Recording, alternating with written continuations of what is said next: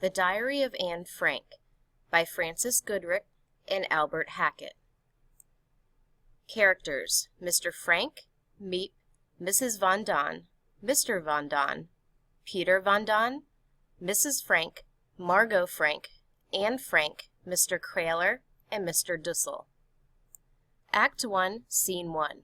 The scene remains the same throughout the play. It is the top floor of a warehouse and office building in Amsterdam, Holland.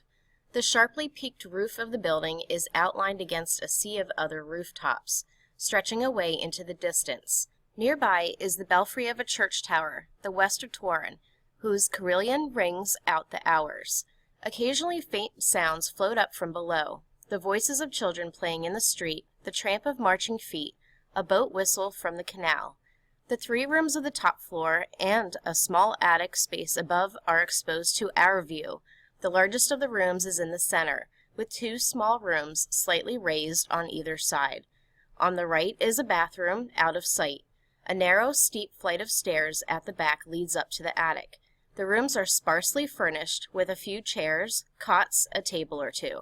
The windows are painted over or covered with makeshift blackout curtains.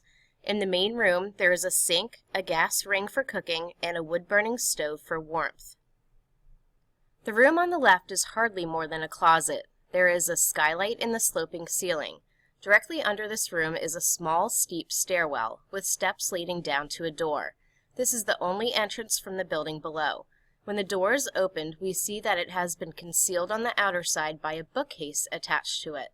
The curtain rises on an empty stage. It is late afternoon, November 1945. The rooms are dusty, the curtains in rags. Chairs and tables are overturned. The door at the front of the small stairwell swings open. Mr. Frank comes up the steps into view. He is a gentle, cultured European in his middle years. There is still a trace of a German accent in his speech. He stands looking slowly around, making a supreme effort at self-control. He is weak, ill. His clothes are threadbare. After a second he drops his rucksack on the couch and moves slowly about. He opens the door to one of the smaller rooms and then abruptly closes it again, turning away. He goes to the window at the back, looking off at the Westertoren as its carillon strikes the hour of 6. Then he moves restlessly on.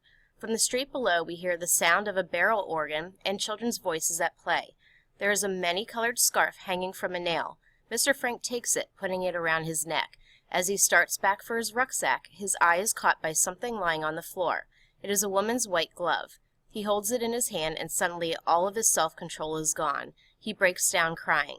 We hear footsteps on the stairs. Miep Gies comes up, looking for Mr. Frank. Miep is a Dutch girl of about 22. She wears a coat and hat, ready to go home. She is pregnant. Her attitude toward Mr. Frank is protective, compassionate. "Are you all right, Mr. Frank?" "Yes, Miep, yes." "Everyone in the office has gone home. It's after 6. Don't stay up here, Mr. Frank. What's the use of torturing yourself like this?" "I've come to say goodbye. I'm leaving here, Miep." "What do you mean? Where are you going? Where?" "I don't know yet. I haven't decided." "Mr. Frank, you can't leave here. This is your home. Amsterdam is your home. Your business is here, waiting for you. You're needed here. Now that the war is over, there are things that—" "I can't stay in Amsterdam, Miep. It has too many memories for me. Everywhere there's something. The house we lived in, the school, that street organ playing out there. I'm not the person you used to know, Miep. I'm a bitter old man. Forgive me. I shouldn't speak to you like this, after all that you did for us, the suffering." No, it wasn't suffering. You can't say we suffered." As she speaks, she straightens a chair which is overturned. "I know what you went through, you and Mr. Krahler. I'll remember it as long as I live." He gives one last look around.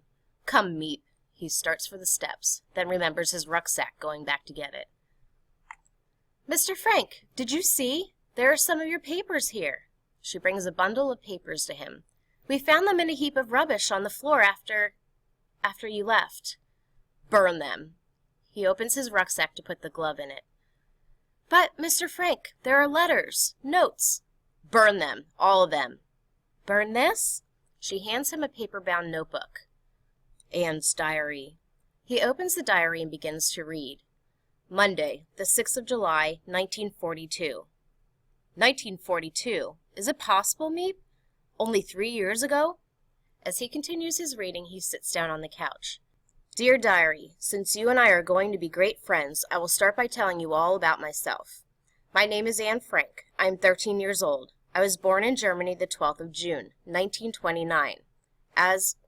My family is Jewish. We emigrated to Holland when Hitler came to power. As Mr. Frank reads on, another voice joins his, as if coming from the air. It's Anne's voice. My father started a business, importing spice and herbs. Things went well for us until 1940. Then the war came, and the Dutch capitulation, followed by the arrival of the Germans. Then things got very bad for the Jews. Mr. Frank's voice dies out. Anne's voice continues alone. The lights dim slowly to darkness. The curtain falls on the scene. You could not do this, and you could not do that.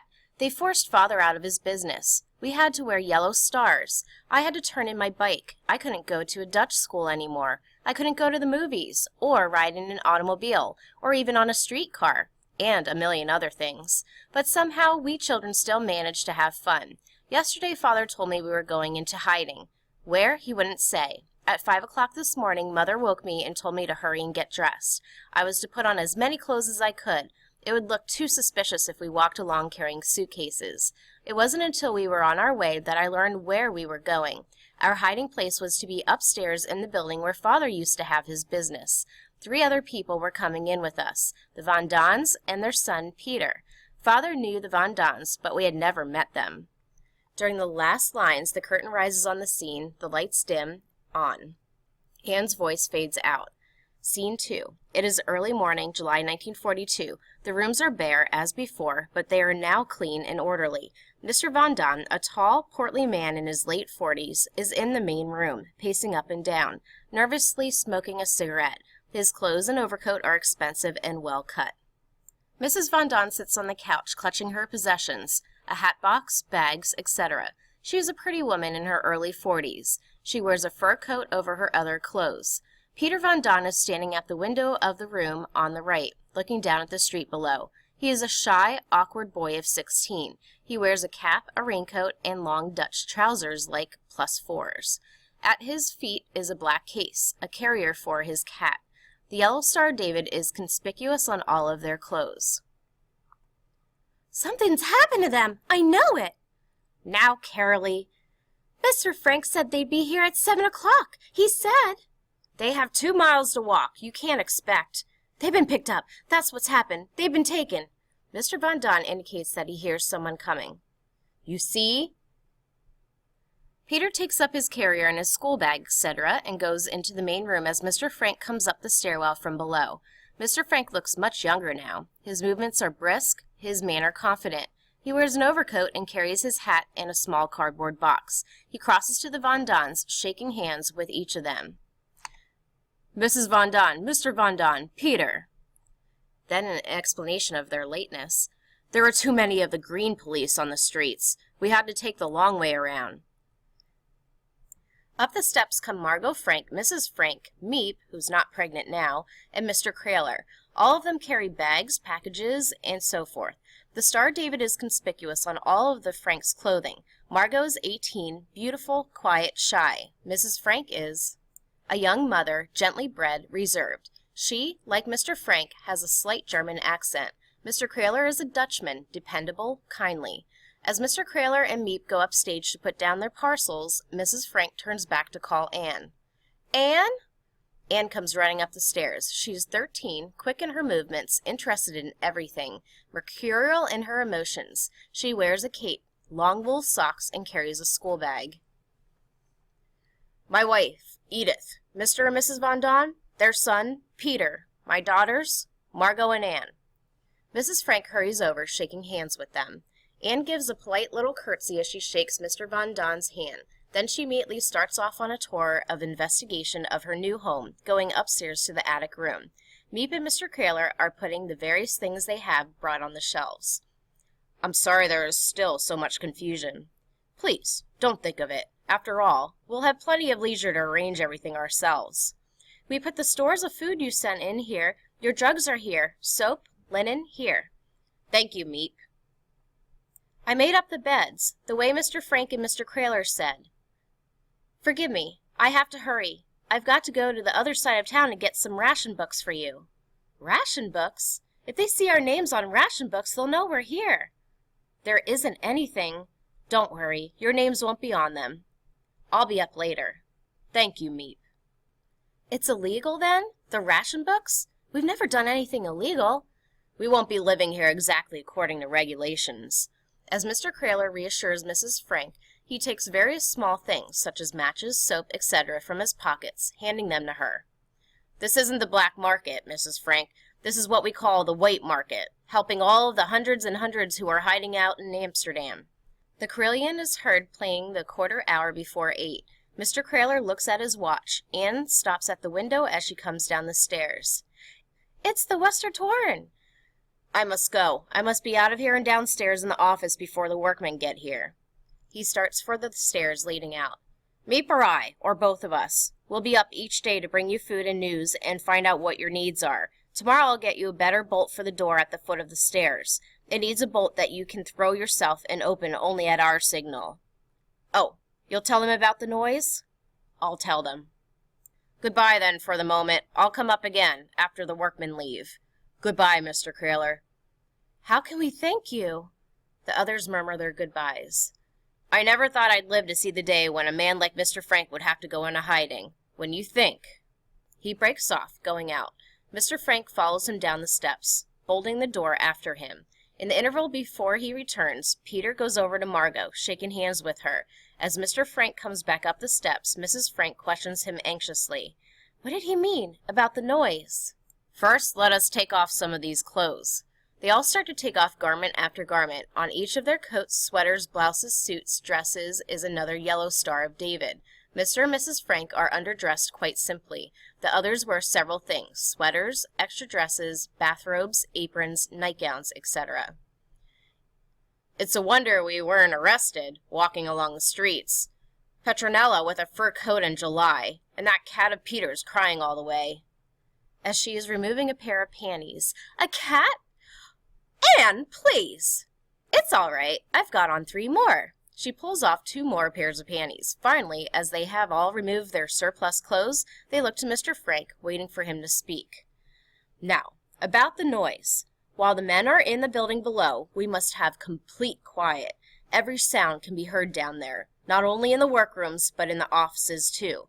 The men come at about 8:30 and leave at about 5:30, so to be perfectly safe, from 8 in the morning until 6 in the evening, we must move only when it is necessary, and then in stockinged feet.